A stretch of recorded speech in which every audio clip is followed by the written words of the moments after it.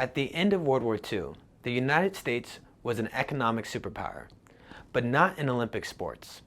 The world was taken by surprise as the Soviet Union dominated the platform at the 1952 Olympics. In men's gymnastics, only Japan stood challenge to the Soviets. But that all changed in 1978 at the World Championships, where American gymnast Kurt Thomas swept the podium, setting the record for most medals won at a single World Championships by an American gymnast, a feat only to be matched by Simone Biles in 2018. He has two skills named after him. He starred in a Hollywood film, and he was inducted to the International Hall of Fame of Gymnastics. But where did Kurt Thomas come from? What is the story of his rise to become a world-class athlete and international sensation? In this special, we'll discover the story of Kurt Thomas, the Miamian who put American gymnastics on the world map.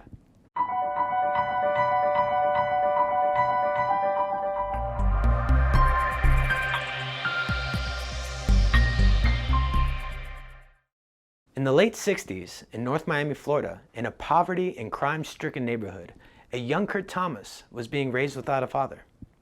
With Kurt passing the time by doing flips in the neighborhood, Bruce Davis, a coach at Miami-Dade Community College, was introduced to this young man and saw something special.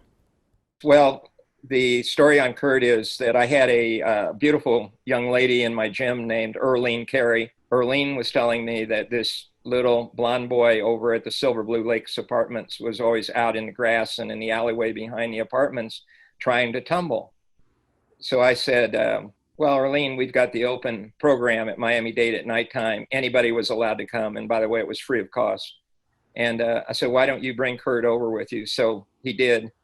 And he got very frustrated the first night he was in because there were all these other young ladies, some of them that I was coaching in my private gym that could already do layouts and folds. And here he could not do very much. Bruce Davis took Kurt to the college to join his open gym practices at night. However, with Kurt being new to the sport and a freshman in high school, he needed to train with gymnasts at his level. But with Kurt's school being in such an underperforming and poor district, the school had no interest in having a gymnastics team. Luckily, Don Gutzler, a colleague of Bruce Davis, requested a coaching position and to start a team at Kurt's school, Miami Central. With much pushback from the administration, Don Gutzler was able to start a program from scratch. Miami Central was my first coaching job in high school. And in fact, they really, when I got there the first day, they came in, the athletic director and the principal said, we didn't know we were going to have a gymnastics team, and we don't want a gymnastic team. And I said, well, I'm sorry, but I came here so I can coach. And so I guess I'm glad I did, because we'd have never had Kurt Thomas if I'd have given it up. And so since nobody knew even what gymnastics was, one person even came in and said, hey, can I become a gymnasium? I heard about it. And I said, no, it's not gymnasium, it's gymnastics, and you can become a gymnast. And Kurt was basically the first one that walked in the door. And he was wearing these really long shorts, and barely could hold them up. So we started practicing, and originally we practiced in the gym during PE classes. And we were, the kids were playing basketball around us. We would do vaulting. It was just like, it was a madhouse. And so then we talked to Bruce Davis over at Miami-Dade. They began to come to some of our regular workouts at Miami-Dade, and we're getting better and better. So Kurt continued, to advance. And the thing that was notable about him right away, he was the kind of person that he could try a skill once and do it practically, and then he'd come down and he'd tell you all about it rather than you give him any more tips. He was on his way to just doing it on his own. With the conditions being so poor in the high school, Don Gutzler would take Kurt and his teammates to Bruce Davis's gym at Miami-Dade Community College. We learned a lot from being over there, because we would go and watch the gymnasts try out their new skills and so on. And then our kids could see what it was like, because they'd never seen gymnastics. Every once in a while back then, you could see it on TV, maybe around the Olympics or something, not anything like it is now. Wasn't a big sport. By this time, the school didn't really want us even in the gym to work out. We only had one meet, home meet in 4 years. because it was just kind of dangerous to go into the area at night. And so that was fine with us. We didn't care. We just assumed go to Miami-Dade and work out. Both Bruce Davis and Don Gutzler knew the potential of Kurt and his teammates. So they did whatever they could do to enroll them into high school competitions, local and regional. He was so small, and the vaulting horse was so long back then and so high, he could barely even start to get over it. So what I did, I said, okay, we're going to do this. At the beginning, we're going to do, they had, back then, straddle vaulting. Okay. So I said, okay, put your hands on the first end of the horse, the near end, and then straddle your legs and keep in the air. And when you get to the second end, put your hands back down and touch it again. And I know that's not a real skill, but we're going to, when we go to the judges, we're going to tell them it's a double touch straddle. And they said, we can do that. I said, well, we're going to do it now because you can't get over it either way. So he went down, he did a really good form and everything. And so he did the double touch straddle. And the judges said, oh my God, that's a special vault. We're going to give you some extra for that. And so, they gave a little bit of bonus. As Kurt and the team grew, they began to win the local and regional competitions, which grew a sense of resentment by the other teams. We said, well, wait a minute, what about our trophy? Oh, we decided that because it was real close for the number 1 and 2 trophy, we're just going to take the plaque and take it off of there and give it to the number 2 team because that would be better because you guys shouldn't really deserve a trophy, even though we told you we'd probably give you one. My kids were so angry. It's kind of a bad school, so they were like yelling at the people down there and at the coaches, the other coaches that gave our trophy away. Bruce Davis decided it was best to get him involved in AAU national competitions to gain more experience and national recognition, even though they would consistently come dead last. So I encouraged Kurt to go to the national meet for experience, knowing that he wasn't going to win. But I said, you've got to look around and see what the other top gymnasts are doing, and that'll motivate you to get better. So reluctantly we went. And he did enter the meet, and he finished dead last. However, during the meet, I was rooming with Abie Grossfeld, who was my collegiate coach. And I said to Abie, I said, this kid's got a lot of talent. Could you, at the right moment, give him a little advice or help him a little bit? So Abie did help him with a double flyaway off of the high bar. Hello. Hey, Mr. Grossfeld, it's Zander Arthur. Yeah, hi. He brought Kurt to the, I think it was the National Sports Fest. That's where I met Kurt. And then Kurt was real small. He looked like he was around 11, but Bruce told me he was 14 or 15. Bruce asked me to spot him on a double flyaway. That's a back double somersault bar, high bar. I asked Kurt before he did his routine, I said, how's your flyaway, which is a single. Mm-hmm. So, and Kurt said, I don't do flyaways. And I said, oh, but you do doubles, huh? He goes, yeah. He was like a little, I'm not a wise guy, but a little bit. He did it. And he landed and fell on his hands. I spotted him closely to make sure he wouldn't land on his head. We got on the airplane going back home. He started telling me how he wanted to win the meet next year. So we worked, for the whole year, and he got much better. And we went to Spokane, Washington, and he finished third. And another important segment of that was that a young gymnast from Tallahassee named Ron Gallimore was in the 13 to 14 age group. And he came to Miami for a training camp. And both of those two kids trained hard together. And they did very well in Spokane, but it still wasn't a gold medal. Kurt's skill level and ability began to rapidly increase. After 3 national competitions, starting from dead last, and finally in his junior year in high school, placing first, Kurt's destiny was set as he took first place all around in the 1973 AAU Nationals in Michigan. The word is the third time worked like a charm, and Kurt won the national AAU Junior Olympic Championship. And on the women's side, Carrie Englert-Zimmerman, who was a 76 Olympian, was first in the 15 to 18 division, and Ron Gallimore was third in the junior division, and he was also a fine trampolinist. Well, the bottom line is I had these 4 gymnasts with me, and 3 of them were future Olympians for the United States. The year after, he was accepted to Indiana State University to compete for the men's gymnastics team. But with financials being tight, he couldn't afford to move. His coaches came up with an idea. It was time to go to Indiana, but he didn't have any money to get there.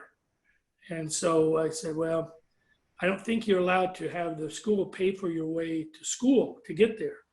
So I said, what we'll do is when we go to this meet in Chicago, we'll get you there because we can raise some money and get you at least to Chicago. And then we knew people that could take him from Chicago to school. So he basically packed up and went to Indiana State from the meet.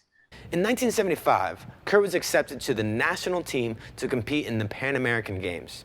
He trained in Mexico City with the Olympic team at the Olympic Village, and he was able to meet athletes from all sports. So we all lived in that dorm, and it was really cool because at night we would all go up on the roof of the dorm in Mexico City, all the boxers and the track guys, and Kurt Thomas, Bart Connor, myself. That was, I believe, our first time, all of us outside of the country. But we would go up there at night and drink a beer and watch the sunset. But Bruce Jenner was there every night. He was on the track team. Sugar Ray Leonard, Leon Spinks, all the great boxers that the next year in Montreal at the Olympics all won gold medals. So we all got to know each other really well.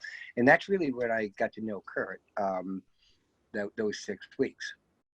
During this time, Kurt was able to explore and experience new skills and training methods. Kurt wanted to come and live with me in New Haven and get coaching from Abie Grossfeld, one of the guys you interviewed. And Abe was respected as a really fine technical coach, and Kurt was great, and I was horrible. And I'm like, oh, maybe this guy will teach me something. So we're over there working out, and then 10 minutes later, he's on parallel bars. He was swinging parallel bars, and Kurt just left palm almost went over there. About 15 minutes later, he's on rings, and then he's on high bar. And he's like all over the place. And so about an hour later, he came back over the horse. I was still there. That's the way I did things. He just went where he wanted. He saw someone doing something and went over there and said, I'm going to try to do that. And he went in and did it. And I remember talking to Abie after the workout. I'm like, Abe, he doesn't have any structure. And Abe goes, I think Kurt has a plan.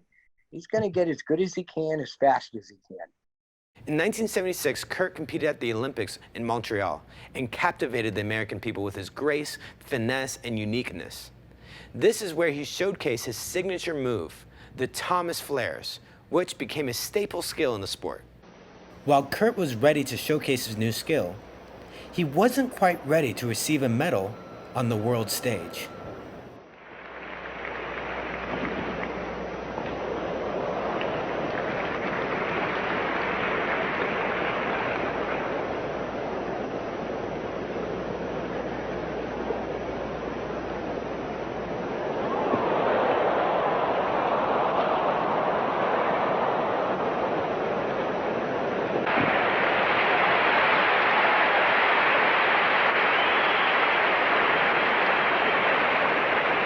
Even with Peter Kormann, one of the best American gymnasts making history with a bronze medal, America was still without a gold at an international level. It wasn't until the 1978 World Championships, Kurt Thomas truly took notice to the rest of the world by receiving the first American gold at a World Championships. Augsburg, France, the World Championships. Thomas had awakened dizzy with a touch of the flu. Then, warming up, he happened to look up just as aging Soviet champion Nikolai Andrianov missed his strength move. In a flash, Thomas's head cleared, his jaw firmed. The gold medal was his to take. This is the moment for Kurt Thomas and for American gymnastics, perhaps. In conversations, too, he's told me that he dreamed about this. Now, let's watch his mount. It's the most difficult part of his routine. A 1.5 twisting, 1.5 front somersault. All right. Okay, beautiful start. That was so important. No problem. No problem. Come on, baby. Keep cooking. Boy, the kind of poise that takes. Now, there's his strength hold. And his press to a handstand. That's what Andrianov left out of his routine. 3 straight performances.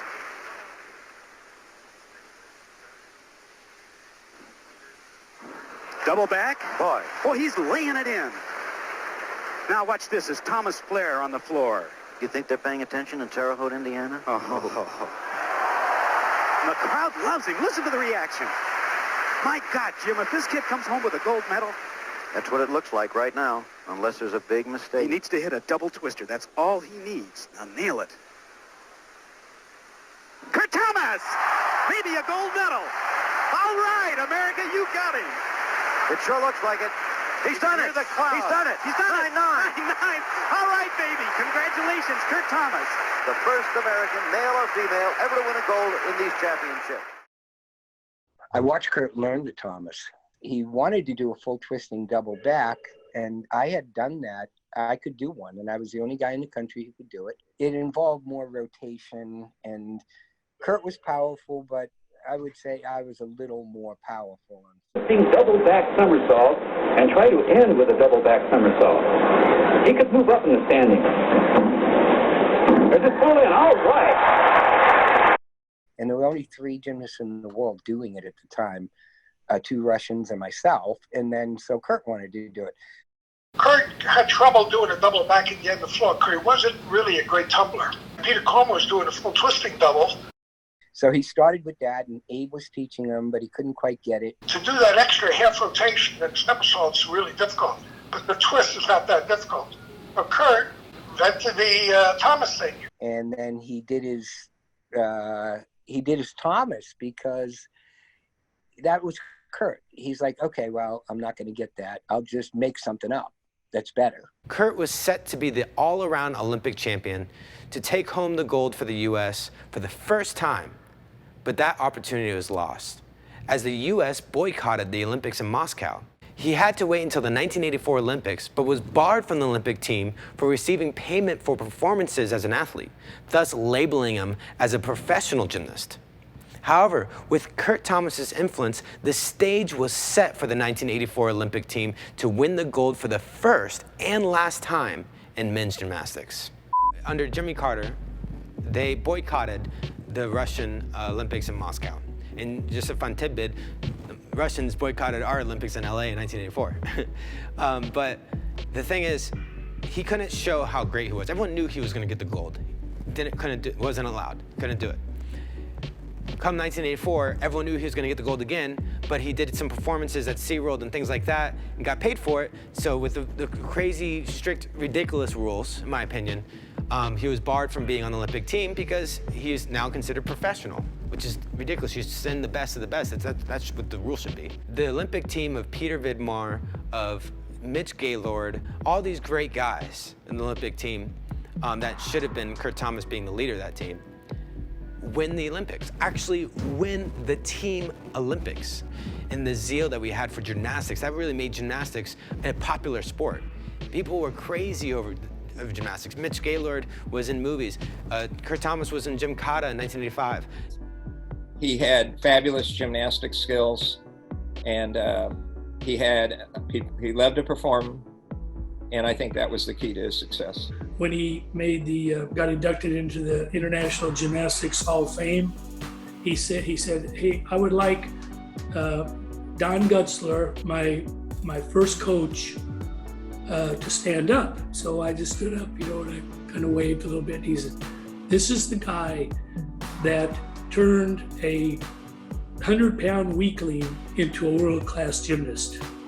And my tears started coming down. And start with my high school coach, Don Gutzler. Please stand up. I believe Kurt was the best gymnast in the world in 1980. I don't know that he could have beaten Didi Atin in Moscow with Soviet bloc judges cheating, but I think Kurt was better. Let's go over the stats real quick. First, American gymnast to receive a gold internationally at an international competition, the World Championships. Also, the most decorated American gymnast, brought home the most medals in gymnastics, not just male gymnastics, not just American male. And that wasn't beaten until 2018 by Simone Biles. But also, what makes him, to me, the best American gymnast of all time, is what he did to the sport. You got to remember what gymnastics looked like pre-1970s. We're talking about handstands that were kind of that banana shape, the arching handstand. They would come in and they would say things to me, I'm going to be the next Kurt Thomas of the GMAC League. And I would try not to laugh, but I would look them straight in the eye and I said, no, I think a better goal for you is to become the best that you can become. Growing up in Miami, Florida, I've always looked up to Kurt Thomas. We've always looked up to his time because our coach's generation was the Kurt Thomas generation. And what was amazing is that there were stories that my father would tell me about him competing against Kurt Thomas. And there's an alleged family legend that that my dad actually beat Kurt Thomas on P-bars. And so that was always our claim to fame in the Arthur family. When you talk to him, he's really down to earth, and he never, never bragged or anything. Very talented. He just learned things quickly, and he was hardly ever beaten. I mean, he really was good. Raised without a father, raised in a poverty-stricken area of Hialeah, went to a school that had no money, didn't have a gymnastics team, barely had gymnastics equipment. Also, he started really late. He started 13 or 14 years old. When he started winning competitions in the local league, the local gymnastics league at the time in South Florida, he was pushed with so much adversity because they didn't like the fact that a sophomore was winning gold. They didn't want to give him the awards. They didn't want to give him the plaque, the Gymnast of the Year. They didn't want to do any of that because they thought it was unfair. He finally gets on the Olympic team. The U.S. boycotts the meet. 1984, not allowed to compete. His entire career, he was approached with adversity, yet he became one of the most successful gymnasts of all time. So you can't always control your circumstances, but you can control how you react to it. And Kurt Thomas had rough circumstances his entire career.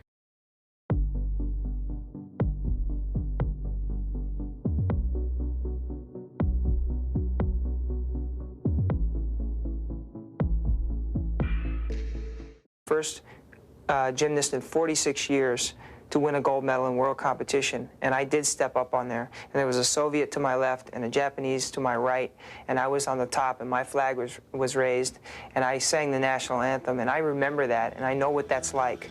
And yes, there is that empty hole in my career where I didn't get to the Olympic Games and win a medal. For Kurt Thomas, there's a reason of a need of fulfillment, something, at least if I give it my all now. With this body that I have and this talent that I have, if I don't try this now, I'm nuts.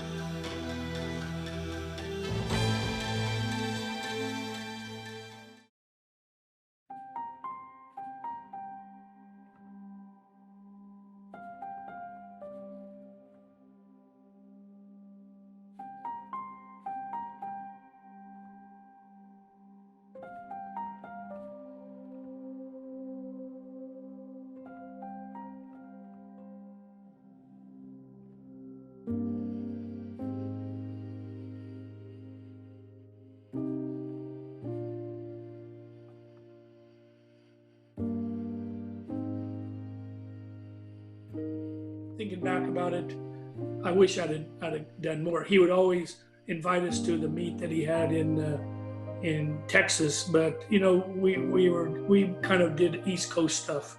I kept thinking, well, after the fact, I should have done it, but I thought, well, there's still time, and you never know what time happens. It's just something that you never would expect. I'd expect him to be going to my funeral or really feel that now,